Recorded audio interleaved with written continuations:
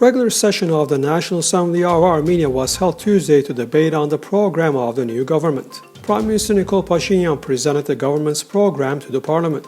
I present the government's action plan for 2021-26 in extraordinary conditions, he said, referring to the last Artsakh-Nagorno-Karabakh war. He noted that the grave consequences of this 44-day war in 2020 resulted in 3,773 Armenian casualties, while the whereabouts of 243 Armenian soldiers being unknown, and some of our captured soldiers have not been returned yet by Azerbaijan.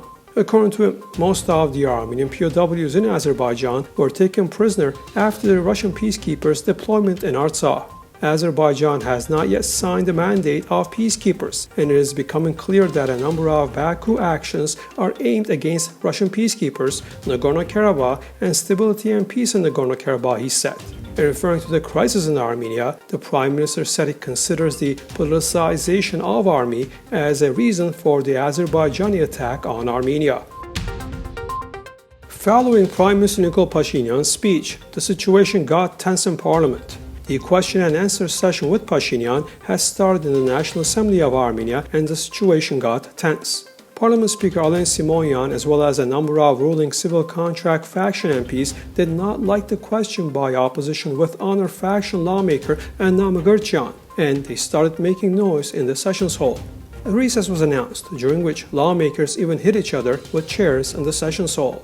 The security officers also entered the hall, trying to separate these MPs. Later, security officials of the Armenian parliament deleted the footage filmed by the NEWS.am operator from this scuffle in the parliament. When a fight between the pro-government and opposition MPs began, media representatives, among whom was the cameraman of NEWS.am, went to the entrance to the sessions hall. Seeing the open door, our cameraman entered the hall and video recorded the incident. At that time, the head of civil contract faction, Hayko Konjorian, pointed to our cameraman, instructed a security officer to cup our cameraman's smartphone, and deleted the video. Moreover, they threatened that if the video of this scuffle is made public, our cameraman will lose parliamentary accreditation. As of Tuesday morning, 537 new cases of the coronavirus were confirmed in Armenia, and the total number of these cases has now reached 238,422 in the country. Also, 6 more deaths from COVID-19 were registered, making the respective total 4,768 cases. One of the leaders of the Panjshir resistance, Ahmed Massoud, is looking for options for resolving the conflict with the Taliban. According to sources, Massoud intends to surrender but preserve the honor. Given the reputation of his father, known for his successful fight against the Taliban, the surrender of power would be a significant victory for the Taliban.